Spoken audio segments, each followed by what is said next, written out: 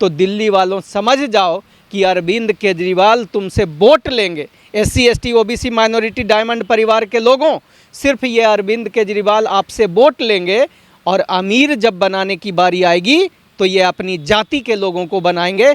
तब मैं कहता हूं कि अरविंद केजरीवाल सिर्फ बनियाओं का नेता है, सिर्फ ब्राह्मणों का नेता है, SC ST OBC का नेता नहीं है। अरविंद केजरीवाल सिर्फ सवर्णों का नेता है और ये दगा करता है SC ST OBC माइनॉरिटी 90% आबादी के लोगों के साथ। अरविंद केजरीवाल की पार्टी जो आम आदमी पार्टी है, उसके राष्ट्रीय कार्यकारिणी में एक भी SC ST OBC नहीं है। अरविंद केजरीवाल जी के पॉलिटिकल अफेयर्स जो कमेटी है उसमें SC ST OBC आपको नहीं मिलेगा। जब 90% आबादी 100% आपको वोट दे करके सत्ता में बैठाने का काम करता है और उसको डिसीजन मेकिंग जगहों पे आप नहीं रखते हो, तो इससे बड़ा और क्या प्रमाण होगा कि आपका इस्तेमाल करती है आम आदमी पार्टी। तीसरी बात मैं आपको बता देता हूं, जितने भी इन्होंने प्रदेश में प्रभारी बनाया, यानी जो भी राज्य का प्रभारी बनाते हैं ये पार्टी के तरफ से, वो राज्यों के हेड होते हैं, प्रमुख होते हैं, उसमें से SC ST OBC आप ढूंढोगे नहीं मिलेगा। मेरे कहने का मतलब है कि डिसीजन मेकिंग जगह पे Arvind Kejriwal SC ST OBC के लोगों को नहीं रखते हैं। और तब मैं आप लोगों को बताना चाहता हूं कि 90% आबादी जो अरविंद केजरीवाल को वोट देता है, उसको अरविंद केजरीवाल सिर्फ धोखा के अलावा कुछ नहीं देता है। मेरी नज़र में अरविंद केजरीवाल एक छलिया है जो इस देश के 90% आबादी को आज छल रहा है, और ख़ास करके दिल्ली के वोटर जो SC ST OBC माइनॉरिटी के लोग हैं, उनको अरविंद केजरीवाल के द्वारा छला जा रहा है।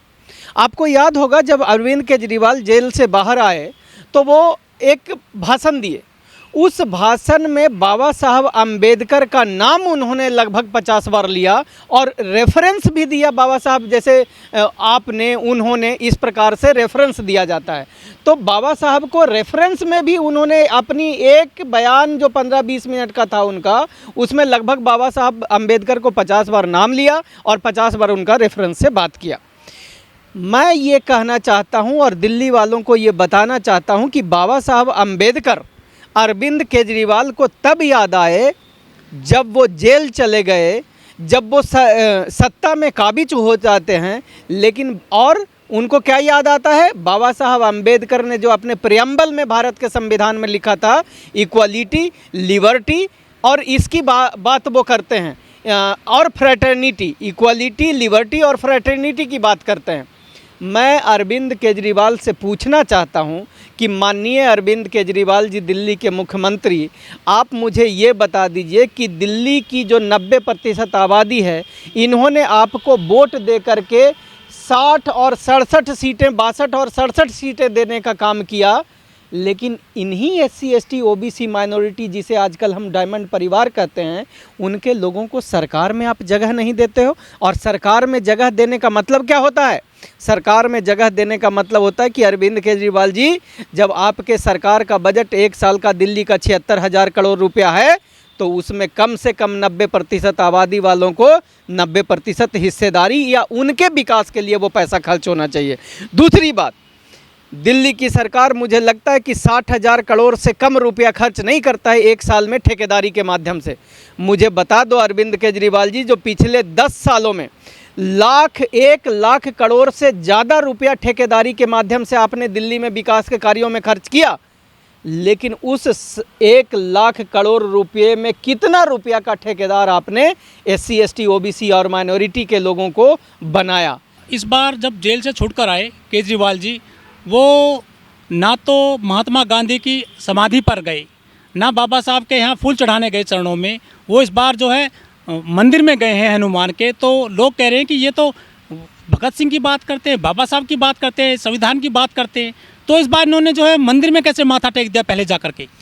देखो, मंदिर में माथा टेक दिया, इससे मुझे एतराज़ नहीं है, लेकिन मैं ये कह रहा हूँ कि अरविंद केजरीवाल एक छलिया है, एक रंगा सियार है, और ये भेड़िए के रूप में, शेर के खाल में एक भेड़िया है। वो इसलिए है क्योंकि बाबा साहब अम्बेडकर ये याद दिलाता है SC ST OBC के लोगों को, इसको याद आती है जब वोट लेने की ज़रूरत होती है, लेकिन जैसे ही वोट मिल जाता है तो न इसको आपने बताया कि क्या नाम है, हाँ, भगत सिंह इनको याद नहीं आते हैं, महात्मा गांधी इनको याद नहीं आते हैं, बाबा साहब अम्बेडकर इनको याद नहीं आते हैं। मुझे आप बता दो कितना दिन बाबा साहब अम्बेडकर के जो स्मृति बनी हुई है वहाँ पे अरविंद केजरीवाल गए?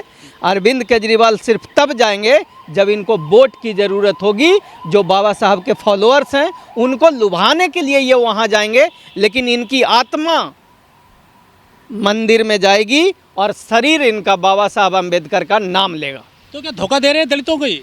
मैंने आपको बताया, ठेकेदारी की बात बता दी। अब चलिए सरकारी नौकरी की आपको बात बता रहा हूँ। अरविंद केजरीवाल ने दिल्ली में आपको एडवाइजर के पदों पर और एडवाइजर जैसी पदों पर लगभग 437 लोगों को रिक्रूट करने का काम किया। सरकार नॉमिनेट करती है, उसमें न कोई एग्ज़ाम होता है न कोई परीक्षा होता है। और फिर से मैं आप लोगों को, खास करके 90% आबादी SC ST OBC माइनॉरिटी की डायमंड परिवार के लोगों को याद दिलाना चाहता हूं कि आपके वोट से अरविंद केजरीवाल दिल्ली का मुख्यमंत्री बना है। और जब आपके वोट से मंत्री बना है तो जब इसको नौकरी देने की बात आती है, किसी को सरकारी लाभ के पदों पर जिसमें सैलरी 2 लाख से 3 लाख रुपया होता है, उन पदों पर जब नॉमिनेट करने की बात आती है तो 437 लोगों को इन्होंने नॉमिनेट किया। उसमें मात्र 37 SC ST OBC के लोग थे और 400 वो लोग थे जिन्होंने अरविंद केजरीवाल की पार्टी को वोट तक नहीं दिया। तो क्या ये इस्तेमाल नहीं कर रहे हैं? और कैसे समझोगे इस देश के दलितों, पिछड़ों, आदिवासियों कि अरविंद केजरीवाल जैसे लोग ये मायावी लोग हैं जो आपको छल रहे हैं? मैं दूसरी बात आपको समझा देता हूं, आम आदमी पार्टी के कार्यकर्ताओं को बता देता हूं। SC ST OBC माइनॉरिटी के जितने भी कार्यकर्ता हो आप लोग जो मुझे अभी देख रहे हो, वो अपने आप से आकलन कर लेना कि जब आप देखोगे कि जो लोग इनको वोट नहीं देते हैं, यानी 10% आबादी वाले लोग, वो 6 महीना पहले आएंगे और जिला में, प्रदेश में और न जाने कहाँ कहाँ पहुँच जाएंगे।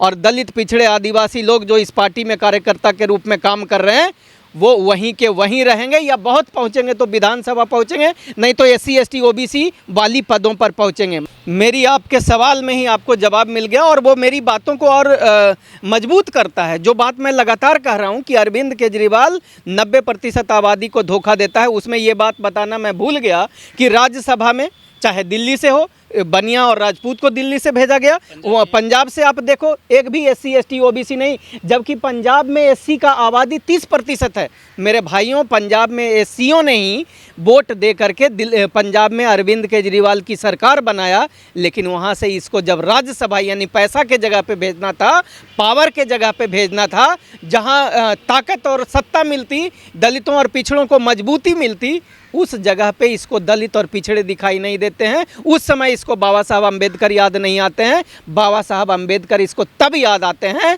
जब ये जेल में भेजा जाता है। तब मैं कहता हूँ कि मोदी जी का मैं धन्यवाद करना चाहता हूँ इस बात के लिए कि उन्होंने इस जैसे छलिए को जेल में भेज करके ये साबित कर दिया कि ये रूप कैसे कैसे बदलता है। और जब दिल्ली की बेटियों की इज्जत लूटी जा रही थी, असमत लूटी जा रही थी, उनको निर्वस्त्र करके गाड़ियों के नीचे घसीटा जा रहा था, तब भी अरविंद केजरीवाल को ये दर्द और तड़प नहीं हुई कि जाकर के उन बदमाशों के खिलाफ कार्रवाई करवाता।